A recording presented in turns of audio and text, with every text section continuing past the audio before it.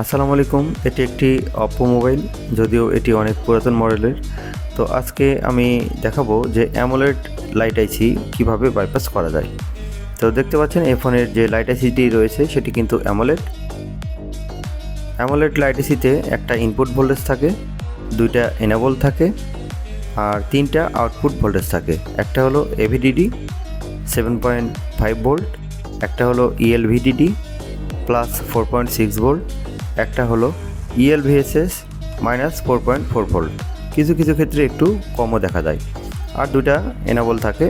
Enable পিনে কিছু কিছু ক্ষেত্রে এস ওয়্যার, ইএস ওয়্যার এরকম লেখা থাকে, আবার কিছু কিছু ক্ষেত্রে ইএল অন 1 ইএল অন 2 লেখা থাকে। তো আজকে আমি 6 পিনের যে ইউনিভার্সাল লাইট আইসি রয়েছে এই লাইট আইসি দিয়ে আমি আজকে বাইপাস করে দেখাবো ইনশাল্লাহ। আপনারা দেখতে পাচ্ছেন আইসির কনফিগারেশন। একটা হলো LED cathode, LED anode, PWM অর্থাৎ সিএবিসি, আর বিপিএস আর গ্রাউন্ড।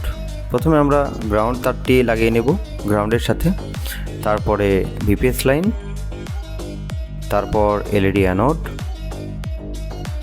তারপর এলইডি ক্যাথোড। এলইডি অ্যানোড যে লাইনটি রয়েছে এই লাইনটি আমরা অ্যামোলেডের ইএলভিডিডির সাথে লাগাবো, আর এলইডি ক্যাথোড যে লাইনটি রয়েছে এটি লাগাবো ইএলভিএসএস এর সাথে।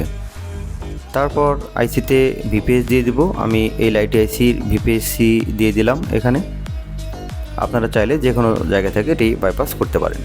তারপর এখানে যে পিডব্লিউএম বা সিএবিসি লাইনটি রয়েছে এটি আমরা লাগাবো অ্যামোলেডের ইএল অন 1 ইএল অন 2, এই দুটাই এনাবল। তো যে কোনো একটা এনাবল এখানে দিলেই হবে। এখানে 1.8 ভোল্টেজ থাকবে। মোটামুটি আমাদের কাজ শেষ, এখন চেক করে দেখার পালা। আরও একটি তথ্য শেয়ার করতে ভুলে গিয়েছিলাম, এই ফোনের যে অ্যামোলেড ডিসপ্লেটি রয়েছে সেটি কিন্তু নাই, এখন কিন্তু আইপিএস লাগানো আছে। তো দেখুন বন্ধুরা, কমপ্লিটলি লাইট কিন্তু চলে এসেছে।